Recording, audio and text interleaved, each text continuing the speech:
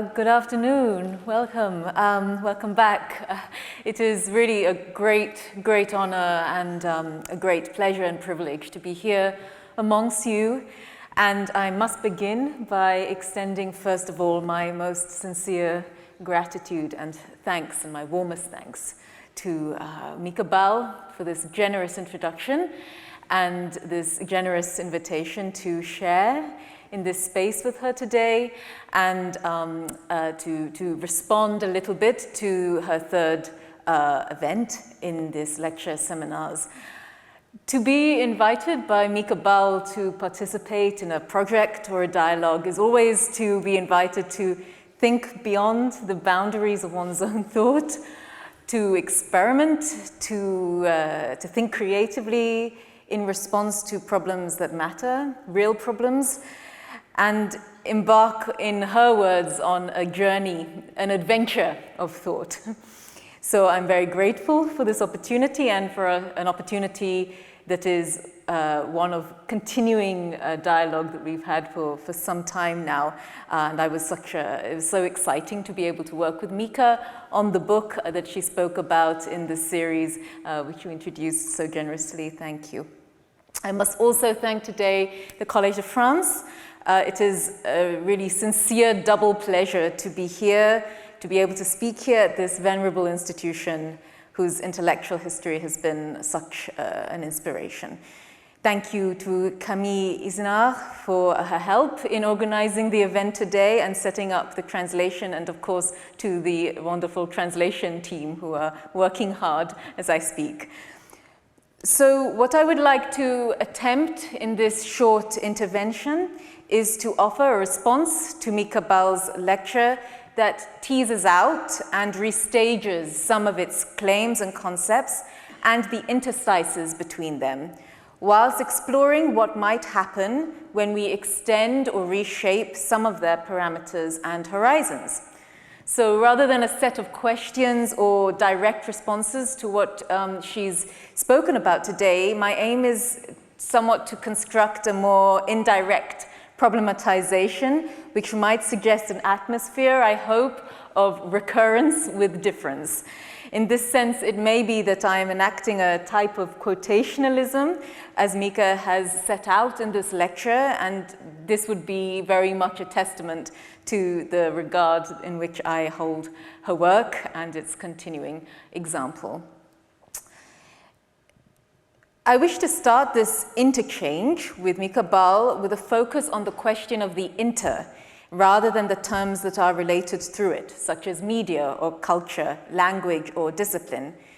Taking off from Bal's concept of the intership as that which, I quote Bal, brings together all activities qualified with the preposition inter, from interdisciplinary to intertextual, from intermedial to intercultural, and where each noun newly casts or refracts the sense of the preposition inter, I want to consider what is at stake in the experience and the address of the inter, in thinking interstitially about the interstice, where the interstice is a gap between things, and what I call interstitial thinking is thinking that begins with the experience of things in between, or the zone in between.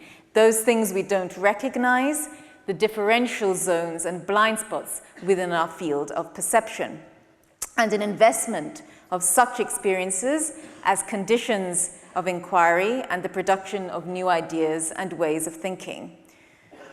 Rather than locating or attributing what I call interstitiality, or the condition of being between, as Mieke Bal has called it, to in or to things, situations or objects, a process which can quickly lead to what she has called fixations of identity and essentialism, to take today's problematic pairing, the questions of culture or medium, for example. I think that what is most fertile about the interstitial is its access to such attribution or citing, and in turn its deranging and mobilizing impact on the terms with which it is conjoined.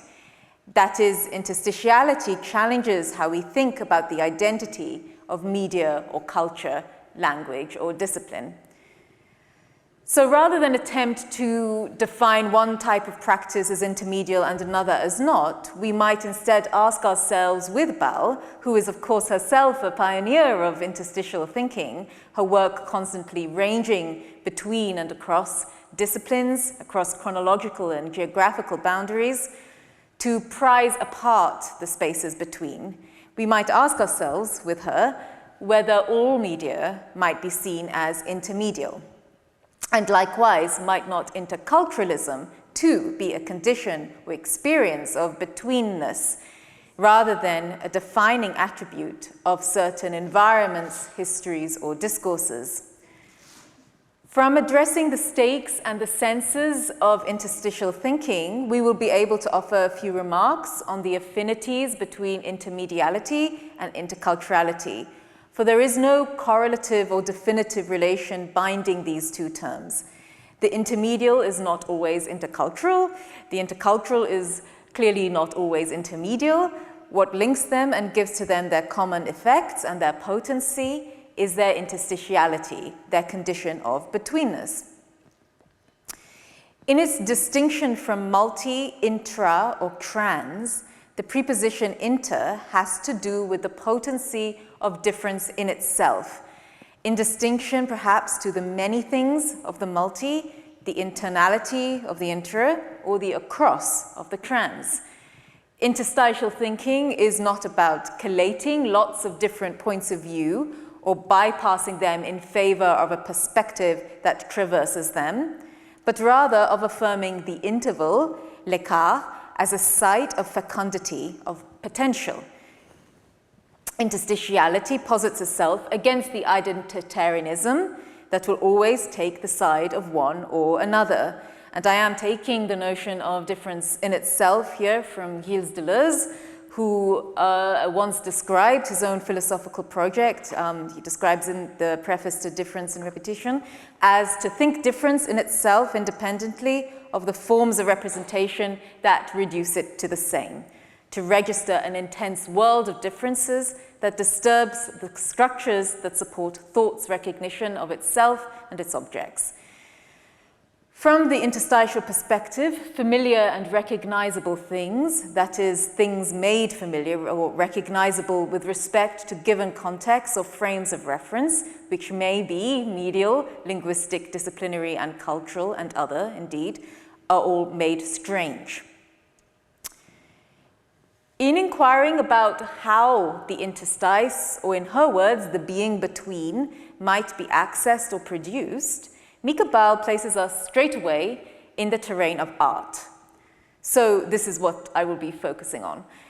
Artistic practices invent ways of inhabiting or mobilizing the interstice, experimenting with relationality and difference in ways that inspire the traveling of thought. Echoing and extending Bal's intuitions, I would like to suggest that a good test site for further probing the relations between intermediality and interculturality today is the topic of world or global art and its study. This topic, one of the most topical and heated questions continually in the study of art and images, exposes the historical intersections of intermediality and interculturality in the field of art practice and discourse since the late 1970s. On the one hand, the widespread challenge to what the American art critic Clement Greenberg's famous idea of medium purity or specificity, the claim that all artistic media could be understood in terms of their essential specificity, that which made them one media rather than another, and that in turn modernist arts foregrounded this specificity such that painting, of course, emphasizes its flatness. And this challenge intersects, chronologically that is, first with the globalization of contemporary art, its production and its reception across global networks and markets that disrupted or challenged this hegemony of Western metropolitan centers, and with the expansion and rethinking of the discipline of art history in terms of world art studies within the Anglo-American Academy. By probing this intersection, I hope to further refract and tease out one dimension of Mieke Bal's interrogations of artists such as Doris Salcido and Nalini Malani and her theory of quotation. The question of world or global art and its study concerns the question of how we can address the arts and cultures of the world, past and present. This in turn prompts a series of fundamental inquiries about the address of difference and of diversity within an expanded field, such as how can we construct ways of seeing that neither fracture into multiple locals nor reconstitute ostensibly universal or, in fact, all-seeing points of view? How can we affirm approaches that challenge centrism whilst not reinstating any points of view as dominant? For me, it is this question of perspective, how to register and think difference whilst not collapsing difference into endless diversity or reductive general or generalizing categories or concepts, that is really the most, one of the most important stakes of the question, whether the initial problematic is world, global, or most recently, in fact, planet. And we will probably speak a little bit about this later. The British art historian John Onions, who was pivotal to the emergence of world art studies in Britain at the University of East Anglia, where he also helped shape the Sainsbury Centre for Visual Arts, and who has pioneered, since then, recent times, the integration of neuroscience into art historical thinking, once remarked that from a world perspective, a portrait in oils is as strange as a New Guinean ritual mask. That European art becomes strange and puzzling when seen through this panoramic lens. What interests me is that instead of comparativism, which is always in some way or other reductive, what is common here is strangeness. World art presents itself, John Onions articulates, as a relational project for which new schemas to make sense of or give coherency to the diverse relations between things, practices, languages, and cultures are often sought. Onions chose geography as the new schema for this project, the Atlas of World Art, a vast collective mapping of the artistic and cultural productions of the world. This work and the inquiries it catalyzed have been important in recalibrating hierarchies and reinforcing the limitations and redundancies of such dualisms and binaries as West and non-West, global and local, and so on, within the way we think about art and images. To move from art historical to geographical thought, or what has been called the geohistory of art, is to see European cultures as decentered within the world, and affirm the notion famously expressed by the historian Dipesh Chakrabarti that thought is always related to place. But this does not mean that thought is reducible to place. And the experience, and I should add thought, of difference is of course not simply a geographical question. Empirical cartographies surely can't go far enough. How can the atlas account for all those passages, those interstices between one map and the next, one snapshot, and the next between one region or period and another? So here, the two adjacent maps of China and Tibet, world art and culture in China and Tibet between 13 and 1500, are two discrete snapshots, two images of this moment. And the question is, how do we capture what lies between these snapshots, or beyond the borders of the map, in fact? Or how do we account for recurrences, for survivals, decays, delays, anachronisms that disturb the cartographic intelligibility, those blind spots that don't offer themselves or enable themselves to be legible to a certain cartographic gaze? The atlas might map the movement of peoples, materials, objects, and artistic influences via trade routes and migration. It might attend to cross-fertilizations and transitions of styles and symbols, artistic movements or genres.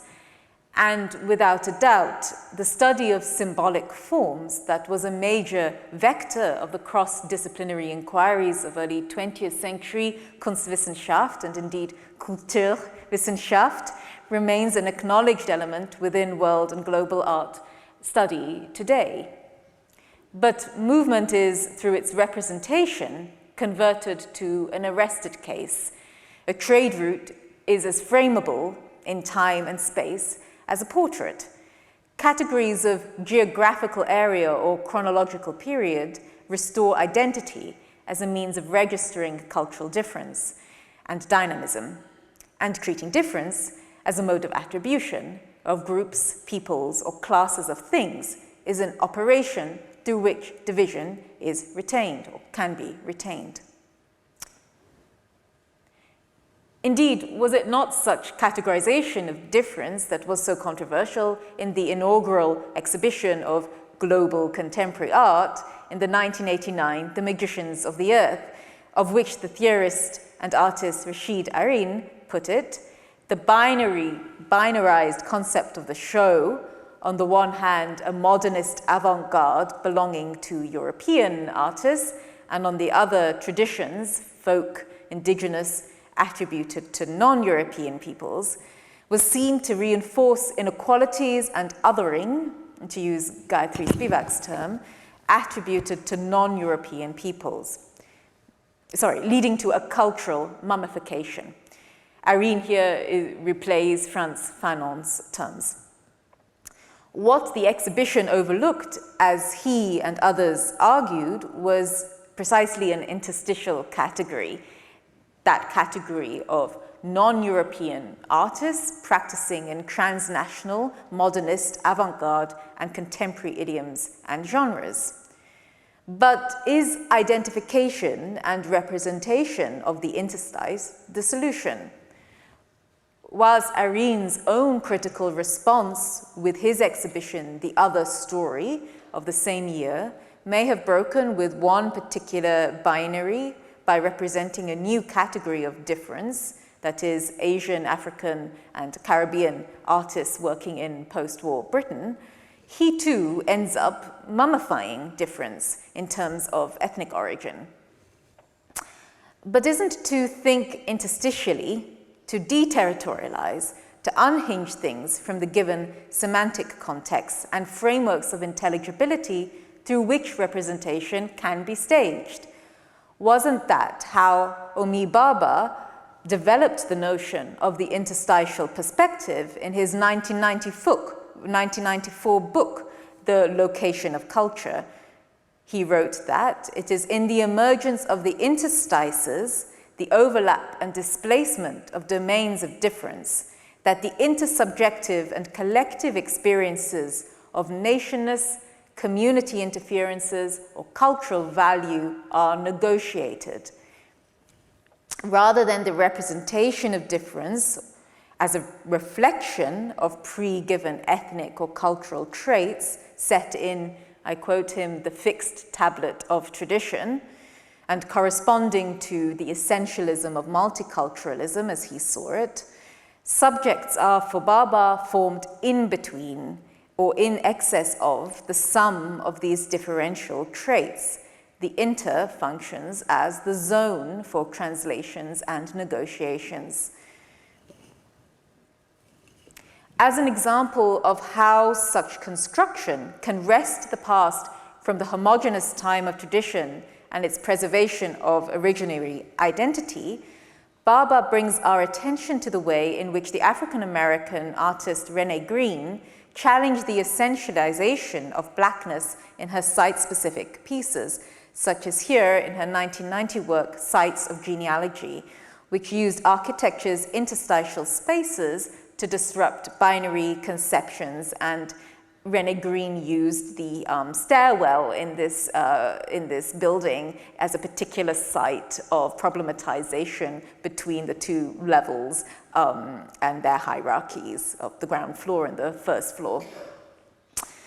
So we're brought back here, I think, to Mieke Bal's conception of interculturality as the inhabitation of the betweenness of groups traditionally considered to have different cultural identities, which she distinguishes from the type of interculturality based in division that can generate resentment and fears of alterity and its accompanying expressions of hostility or defense.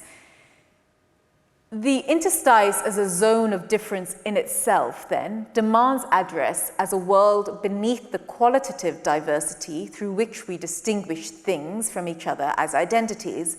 It demands that we register the way a thing or group differs from itself, and not only how it differs from other things.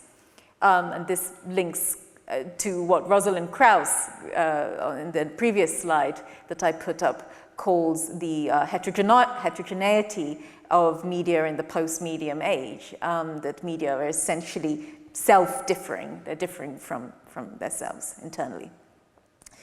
Lastly, the encounter with the interstice is not one of recognition, but a disturbance of the given structures that support thought's recognition of itself and its objects, and through this forces thought to think. How can the interstice, as more than what is demarcated between or in relation to existing states, be exposed or constructed? Throughout many of her works, from her 1999 book, quoting Caravaggio, to her lecture this afternoon, Mieke Bal has constantly probed the potential of quotation, specifically what she calls quotationalism, for presenting the interstitial as a zone of interrogation and anachronic production. Quotation takes us beyond any reference to a tablet of tradition, against the notion of quotation as deferral to an extant authority or as a mode of irony that signals the limits of originality. There is the work of quotation as a set of effects that expose the excess of the source beyond the question of reference. Quotation is often seen as a deliberated tactic or assigned to specific works or movements. But as Ralph Waldo Emerson noted in his famous essay, Quotation and Originality, there is imitation, model, and suggestion everywhere. Famously wary of the modern preoccupation with speaking through others, as a way of a form of legitimation, Emerson nevertheless acknowledged how quotation could in fact reveal the inventiveness of the writer through their acts of selection and reassemblage. 2 centuries later, this characterization recurs in the guise of what Julia Kristeva, in the wake of Mikhail Bakhtin, articulated under the name of the intertextual, that condition, in her words, where each text becomes a mosaic of quotations, absorptions, and transformations of others. In her lecture this afternoon, Bal considered how such a media product, in her words, resists and frustrates the art historical methods, such as iconography, that attempt to stabilize quotations' interstitial effects. And this is one expression of the tension between interstitial and disciplinary thought. Emerson's view that the past is for us, but only an inventor knows how to borrow, returns in the artist Martha Rosler's remark in her 1982 text, Notes on Quotes, that the separation between quotes and quotation calls attention to expression as a garment and invites judgment of its cut. This technique was, in Rosler's view, an enabler for the resuscitation of forgotten or disparaged works that could fuel liberated possibilities for feminist practice. It is memorialization that Bal emphasizes in her reading of Doris Salcedo's magisterial work, Palimpsest. To the quotation of names of forgotten refugees, the intermedial interstices between water, stone, and sand is inextricable, a sign perhaps of the palimpsestic quality of quotation itself, as you said, forever appearing and disappearing, concealing and revealing, but in this process, concentrating the source. Quotation here, quotationalism, is a site where literary analysis and art history meets the philosophy of history and historical time, becoming a mean of rebuilding history in redemptive ways, a possibility that had, of course, been famously acknowledged by Walter Benjamin, whom, as Hannah Arendt put it, discovered that the transmissibility of the past, as authority, as tradition, as something to preserve, had in modernity been replaced by its citability.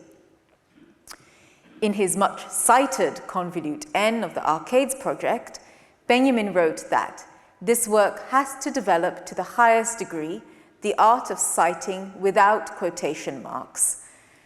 Quotation then becomes the tearing out of context with its destructive effects.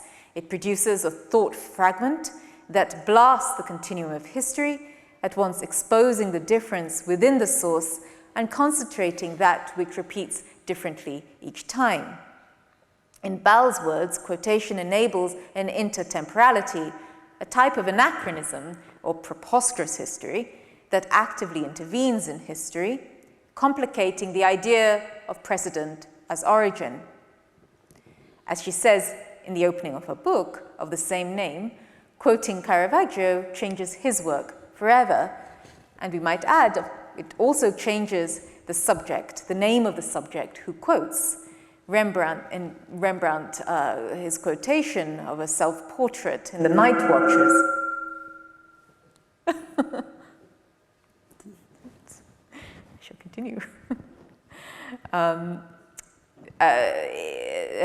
Is a moment at which the objectification of history transforms or transmogrifies into a subjective discourse. The inventive and interventionist quotation without context is quite different from the dreary academic mania for citation that precisely knows or proves that we know our context and the limitations of our own originality. Instead, a shifting or transplantation of elements or traits of a thing from one time and place to another, quotation functions as a mode of interstitial thinking par excellence, a technique of displacement, intervention, renewal and construction that can take on intermedial, intercultural, interlingual, interspatial, and intertemporal dimensions. It is intervention and invention that impels the quotational acts running from Salcedo's palimpsest to the artist Shiran Neshat's quotations of Iranian feminist poets and writers within her self-portraits in the Women of Allah series. From Otagawa Sadahide's quotation of European portraiture within a Yokohama print to Edward Munk's quotations of the Adam and Eve scene. Through all these cases of interstitial thinking, quotation shows itself as acts of repetition with difference, with a reciprocal, deranging impact on the terms, reminding us that the inter is not just between, but reciprocal. For example, the Okei quotation of a European tradition that renders both cultures, both traditions, strange, so here the peculiar oversized portrait, which could be a window frame, the European faces taking on traits of ukiyo-e stylization, that distinction between the image and the Japanese text and style of writing is less a strategy by which a cultural terrain is reclaimed or asserted than a construction impelled by an experience of strangeness and the emergence of an interstitial zone with its polyphonous registers of sense. This work, a woodblock print, becomes intermedial in its quotation of the European oil painting tradition. Made in Japan, it nevertheless produces intercultural effects, and the interstice is sustained as a place of strangeness, not one of intelligibility or identification. Can scholarship affirm interstitial thought, taking encounters with difference as the occasion for disrupting inherited habits? Of exploring the gap between China and the West, François Julien has remarked that I do not do so to construct separate worlds and to make China serve the role of the other, but rather as a means to return to the unthought, that on the basis of which we think and which as a result we do not think. The encounter with difference offers itself as the occasion to stand back from one's own mind, to shift normative habits of thought, to become unstuck from the things that make us cohere, and to reconfigure the field of the thinkable as a common but differentiated zone. Zigzagging between one side and another through acts of translation, through the creation of extraordinary words, through writing itself. This destabilizes terms and categories such as the nude, such as the landscape, producing a new reciprocal scrutiny and holding in tension that which has been separated, whilst exposing the heterogeneity of every culture. Many scholars have, however, pointed out the incompatibility between the desire for thinking across frontiers, the embrace of interstitiality, with academic structures of knowledge, such as specialism, or in the case of world and global art, the organization of faculties into chronogeographical compartments of period and region. Mieke Bal has, throughout her work, not only remarked on this tension, but has also made the tension a site of creation and inquiry that prizes open yet further interstices for study.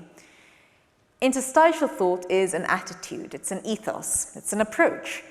The interstitial thinker is asked to be a perpetual beginner, to displace themselves from what they know, to suspend expertise and embrace being an outsider to a field, continually looking around the corner, becoming a foreigner in one's own language. To conceptualize the interstice as that which is unthought within thought, outside the images of thought through which we already think, is to think without referring to a position already within the world from which to think. In the words of Gilles Deleuze, again, once one steps outside what's been thought before, once one ventures outside what's familiar and reassuring, and one has to invent new concepts for unknown lands, then thinking becomes, as Foucault puts it, a perilous act, a violence whose first victim is oneself. And we can perhaps note here Foucault's own remarks on the history of the commonplace book, the function of collecting quotations and other hypomemata, which for the ancient Greeks included aphorisms, sections of text and other fragments and notes, not to understand the meaning of the original source, less to do so, but to construct a new set of propositions for oneself in a shaping of the self. This attitude of the construction of an intellectual milieu is what Mieke Bal has cultivated and renewed throughout her own extraordinary adventures of thought. To close this intervention with one work which I have found a particularly moving testimony to interstitial thinking, and that is Shirin Neshat's 1999 film, Soliloquy. This double-screen video projection explores, in the artist's word, exilic identity. The two videos are projected on opposite walls, facing each other, usually within an enclosed space. A woman in a hijab, Neshat herself, takes parallel journeys through two cultural landscapes. In one, she is in an unidentified Middle Eastern city, we imagine somewhere in Iran, the country of her birth. In the other, she is in a Western metropolis, we imagine the United States, where she emigrated to begin her study as an artist. The two videos, the two Neshats, are in dialogue with each other. Where one moves, the other stops and watches. And the viewer in turn must look back and forth across the two different worlds, across an irreducible interstice, a space of becoming. As Neshat has said, the work is an expression of living in a state of the in-between. Intermediality and interculturality emerge as effects of the work's interstitial thinking here. It's interrogation, rather than representation, of identification, as, in Bal's words, an act, a choice, and a voyage. Today, the question of interstitial thinking constantly assumes new senses and potentials, refracting ever further. Interrogations of the intermedial and the intercultural are put into dialogue with the questions of the interspecial and the interplanetary.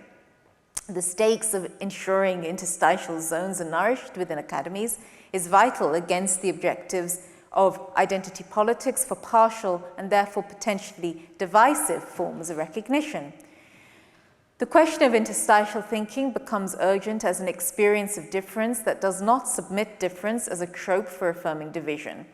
Art and what Mieke Bal has called the living cultures of visual images continue to have a vital role in reminding us of this horizon of possibility. Thank you.